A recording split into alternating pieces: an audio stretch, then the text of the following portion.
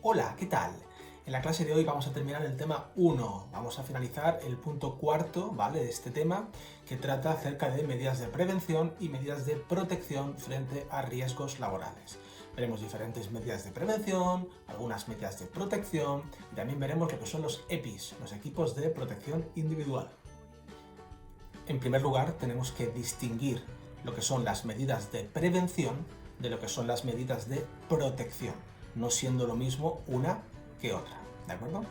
En primer lugar, las medidas de prevención lo que tratan es de eliminar el riesgo desde su origen, actuando sobre la causa del accidente, lo que se dice actuando sobre el foco del mismo.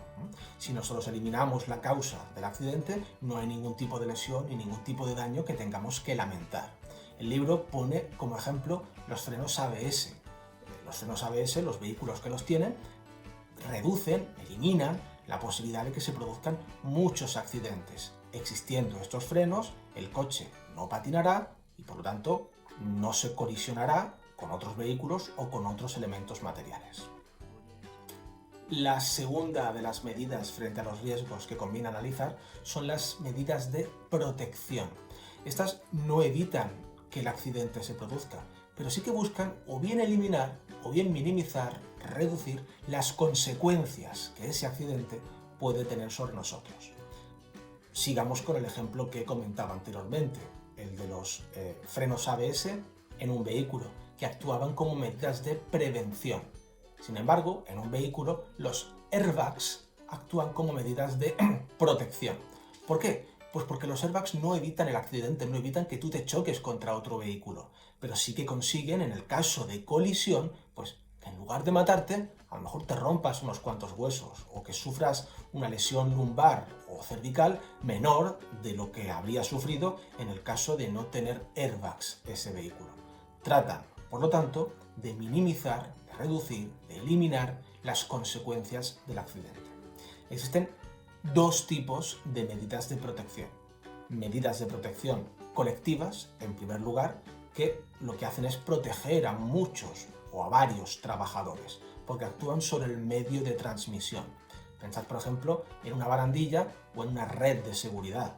¿La red de seguridad evita que yo me caiga? No, no evita que me caiga, pero consigue que, si me caigo, no me mate, ¿vale? Por eso es una medida de protección en lugar de ser una medida de prevención. ¿Y por qué es colectiva? Bueno, pues porque la red de seguridad no lleva mi nombre, no la llevo yo encima, sino que es una red de seguridad para todos los trabajadores que estemos trabajando en esa obra. La segunda de las medidas de protección, además de las colectivas, son las individuales. Estas se caracterizan, bueno, pues porque son individuales de cada trabajador, su propio casco, sus guantes o sus propias botas. Estas medidas actúan sobre el propio trabajador, protegiéndole. Lo siguiente que cabe preguntarse es, ¿cuál es el orden de actuación en estas medidas? ¿Qué se debe de hacer? ¿Primero colocar barandillas, dar mejor cascos y orejeras, eliminar la posibilidad de que el trabajador pueda sufrir riesgos? Bueno, existe un refrán en España, en el refranero, que dice que más vale prevenir que curar. Y ese refrán es muy acertado, porque si eliminamos el riesgo en su origen, si prevenimos, ¿vale?, no habrá que lamentar ningún daño, no habrá que lamentar ninguna lesión. Y a la empresa le saldrá todo más económico, ¿vale? Más vale prevenir que curar. Bien, este principio lo aplicamos a prevención de riesgos laborales. Básicamente consiste en que las medidas prioritarias que se deben de adoptar en una empresa, en primer lugar, son medidas de prevención, intentando eliminar la posibilidad de que el accidente se produzca. Si esto no es posible, porque el riesgo puede ser inherente, puede ser, digamos, natural en algunas actividades productivas, por ejemplo, uno no puede eliminar el riesgo de caerse si está trabajando a muy alta altura, por ejemplo, en un rascacielos. Ese riesgo existe. Bien, pues si no se puede eliminar ese riesgo, se tendrán que adoptar otro tipo de medidas, en concreto, medidas de protección colectiva. Y si No basta con estas medidas de protección colectiva como redes de seguridad, como barandillas o como por ejemplo suelos antideslizantes en los andamios. Habrá que adoptar otro tipo de medidas de protección individual, es decir, entregar a los trabajadores guantes, botas de seguridad, gafas, orejeras, pantallas u otro tipo de elementos de protección. En resumen, las medidas de prevención actúan sobre el foco del riesgo. Las medidas de protección colectiva actúan sobre el medio de transmisión. Y las medidas de protección individual actúan sobre el propio trabajador. Vamos a profundizar en las diferentes técnicas o medidas de prevención con las que contamos para prevenir los riesgos en el trabajo. Estas técnicas o medidas de prevención son fundamentalmente 5. En primer lugar, seguridad. En segundo lugar, higiene industrial. En tercer lugar, ergonomía. En cuarto lugar, psicosociología. Y en quinto lugar, medicina en el trabajo. Vamos a ver cada una de ellas. En primer lugar, la seguridad. ¿Vale?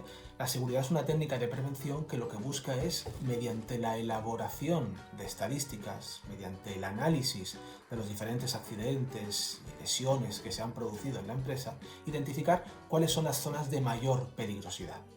Identificando esos puntos calientes, esas zonas de mayor peligrosidad, podremos actuar posteriormente sobre dichas zonas, sobre las instalaciones, sobre las diferentes máquinas, para reducir la posibilidad de que se produzcan nuevos accidentes en el futuro.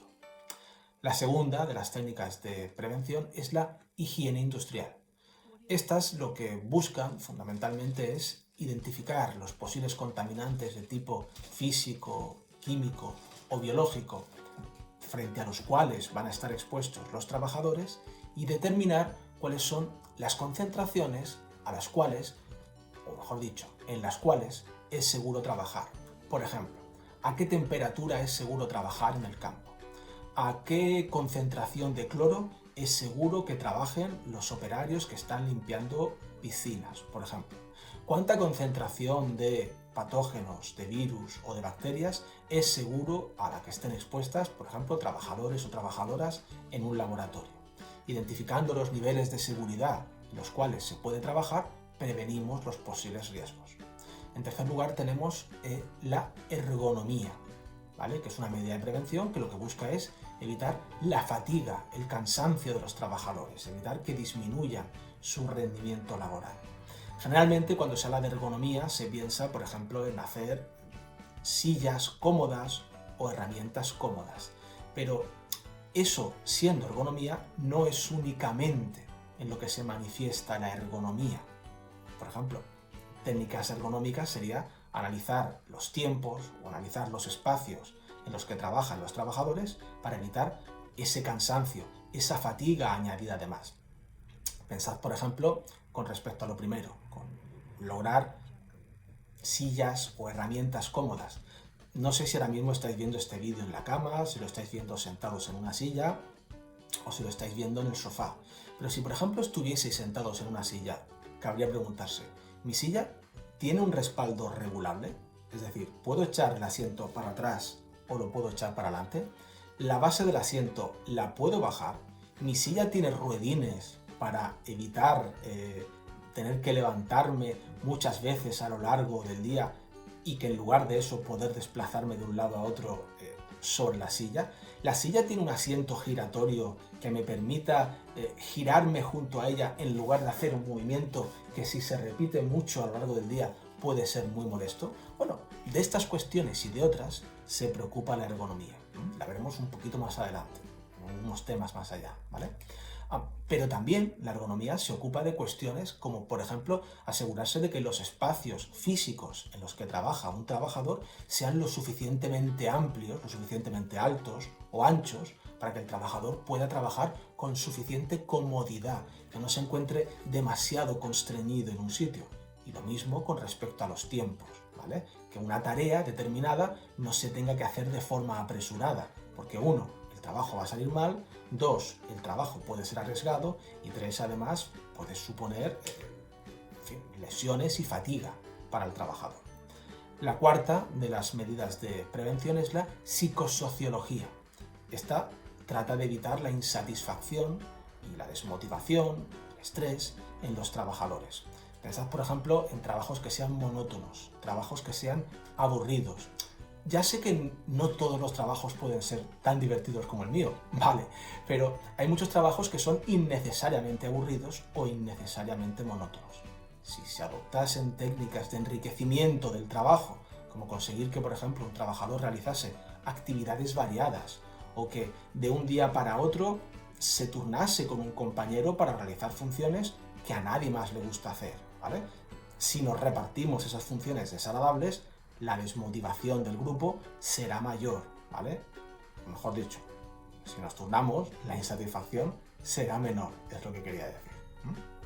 Y finalmente, en quinto lugar, tenemos como última técnica de prevención lo que se denomina medicina en el trabajo, que básicamente lo que busca es evitar, mediante técnicas médicas, que se produzcan lesiones o daños en el trabajador.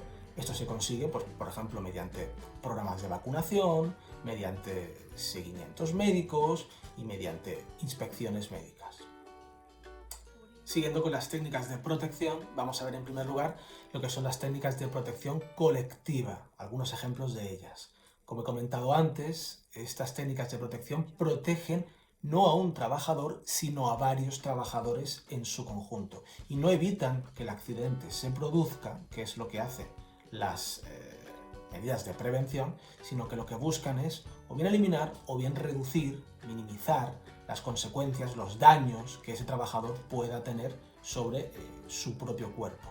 Los ejemplos más habituales son los siguientes: barandillas y redes de seguridad, resguardos de las máquinas, dispositivos de seguridad como células fotoeléctricas que, por ejemplo, impiden en el caso de un ascensor que la puerta se nos cierre, ventilación general o bien pantallas que evitan la proyección de partículas sobre el trabajador. Para terminar el tema tenemos que abordar finalmente la última de las medidas de protección, que son medidas de protección individual, también llamadas EPIs o equipos de protección individual.